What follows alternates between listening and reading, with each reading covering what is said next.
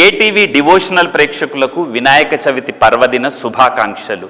ఈ పండగ శుభవేళ వినాయకుడి గురించి, పూజా విధానం గురించి, వినాయకుడికి సంబంధించిన అనేక విశిష్టతల గురించి మనతో మాట్లాడడానికి వచ్చారు ఆస్ట్రాలజర్ అవినాష్ దాస్ గారు. వారిని అడిగి విఘ్న వినాయకుడికి సంబంధించి మరిన్ని విషయాలని తెలుసుకుందాం.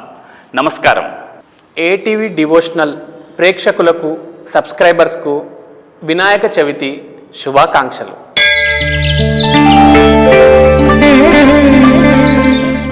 వినాయకుడికి జ్యోతిష శాస్త్రానికి ఎలాంటి సంబంధం ఉంది? జ్యోతిష్ శాస్త్రం రచయిత వినాయకుడే, కానీ ఎందుకు రాశారు అనేది పాయింట్. జ్యోతిషంలో ఏముంది? జ్యోతి అంటే మీ జీవితానికి ఒక లైట్ అనేది అవసరం. మీరు ముందుకెళ్తున్నారు కదా, రోజు మీకు వెనక నుంచి జ్యోతి ఉంటేనే, ముందు ఏం చేయాలి అనేది కనిపిస్తేనే కదా మీరు సరైన నిర్ణయం తీసుకొని వెళ్తారు. చీకటి ఉంటే చీకటి నడవగలుగుతారా? కింద పడితే మీకే కదా దెబ్బలు తగులుతాయి. సో జ్యోతిష్యం అనేది చాలా ఇంపార్టెంట్. ఎందుకంటే రాజులు, మహారాజులు ఇంతవరకు ఒక నగరం ఉంది, ఈ నగరాన్ని నేను పరిపాలించాలా, ముందు దత్తత తీసుకునేవాళ్ళు. దత్తత తీసుకొని పరిపాలించాలా వద్దా అని జ్యోతిష్ శాస్త్రంలో చూసుకునేవాళ్ళు.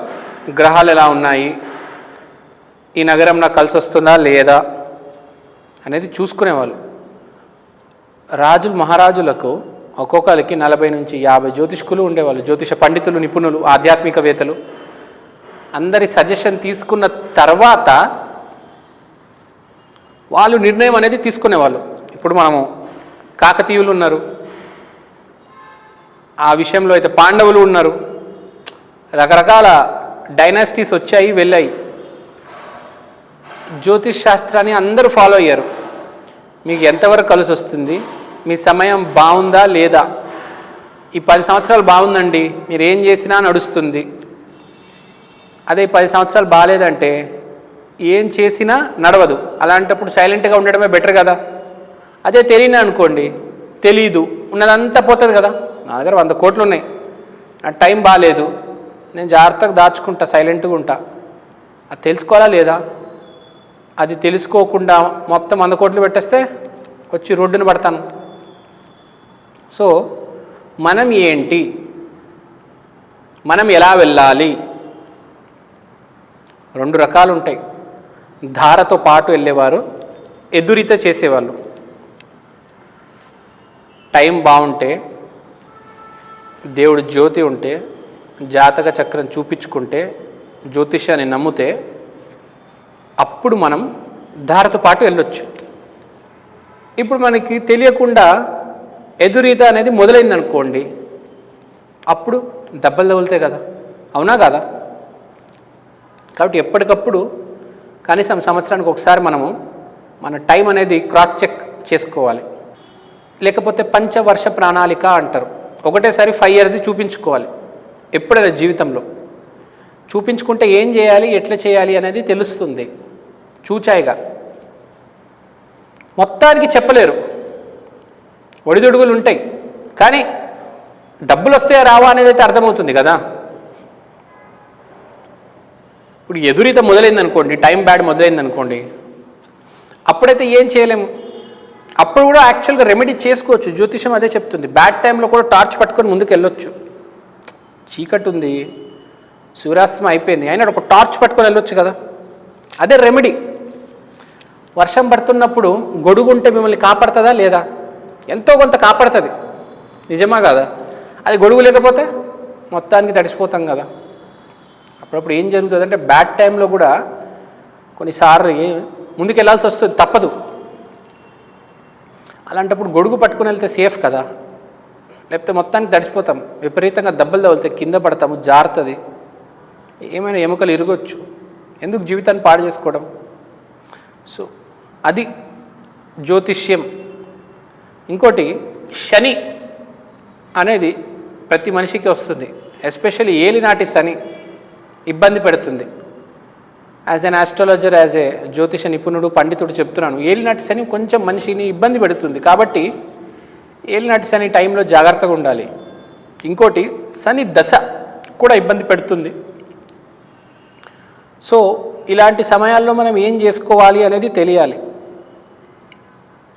ఇంకోటి మన గ్రహస్థితి ఎలా ఉంది, అసలు పుట్టంగానే బిడ్డకి ఫస్ట్ ఇటు జాతక చక్రం ఎలా ఉంది, వీడిని దేంట్లోకి నెట్టాలి. ఇప్పుడు సచిన్ టెండూల్కర్ క్రికెట్ ఆడితేనే బాగుంటుంది. సచిన్ టెండూల్కర్ పాటలు పాడలేడు కదా. బాలసుబ్రహ్మణ్యం గారు క్రికెట్ ఆడితే బాగుంటుందా? క్రికెట్ ఆడుంటే ఏమయ్యేది అతని జీవితం? మట్టి పాలయ్యేది, నీళ్ళు పాలయ్యేది. కానీ అతను పాటలు పాడడం వల్ల ఎంత బాగుపడ్డాడు.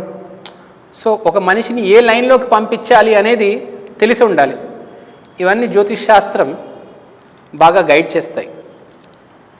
సో మన కర్మలు అనేవి నవగ్రహాల్లో దాగి ఉంటాయి. మన దైవాన్ని ఆరాధించేది కూడా, ఎందుకంటే ఈ కర్మలు ఏవైతే దాగి ఉన్నాయి గ్రహాల్లో క్షమించమని అడుగుతాం. మనిషికి ఇబ్బంది వచ్చినప్పుడు దైవాన్ని ఎందుకు వేడుకుంటాము?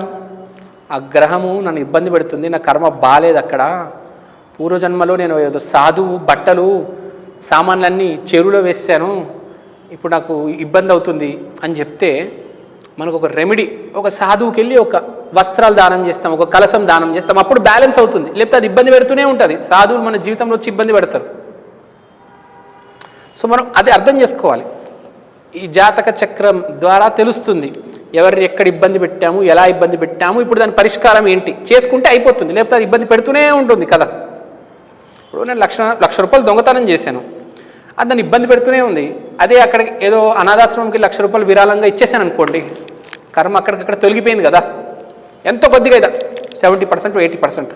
సో మెయిన్గా ఈ పాయింట్స్ తెలుసుకోవాలి. రెమెడీ ఏం చేయాలి, ఏం దానం చేయాలి అని. మంత్రానికన్నా జపానికన్నా హోమానికన్నా దానం అనేది శ్రేష్టం. ఏ దానం చేయాలి, మనకి ఏ కర్మ దాగుంది ఆ దానం చేస్తే చాలు, ఆటంకాలన్నీ తొలగిపోతాయి, ముందుకెళ్ళిపోతాం దూసుకుంటూ. అదే సక్సెస్. సో ఈ అన్నిటికీ మూలం జ్యోతిష్యం, వినాయకుడు. సో ఇది ఇంపార్టెన్స్ జ్యోతిష్యానికి, ఇది అర్థం చేసుకోవాలి. సో థ్యాంక్ యూ అండి, thank you so much. ATV ప్రేక్షకులకు వినాయక చవితి శుభాకాంక్షలు. సర్వేజన సుఖినో భవంతు. అందరు బాగుండాలి, అందులో నేను ఉండాలి. తెలుసుకున్నారు కదండి వినాయకుడికి జ్యోతిష శాస్త్రానికి ఉన్నటువంటి అవినాభావ సంబంధాన్ని. ఎలా అనిపించింది? మీ తాలూకు అభిప్రాయాన్ని ఖచ్చితంగా కామెంట్ రూపంలో తెలియచేయండి. లైక్ చేయండి, కామెంట్ చేయండి, నచ్చితే మీ బంధుమిత్రులకు షేర్ చేయండి. కొత్తగా ఎవరైనా మా ఛానల్ని చూస్తున్నట్లయితే సబ్స్క్రైబ్ చేసి పక్కనే ఉన్నటువంటి బెల్ ఐకాన్ని క్లిక్ చేయండి. మీ అందరికీ మరొకసారి వినాయక చవితి పర్వదిన శుభాకాంక్షలు.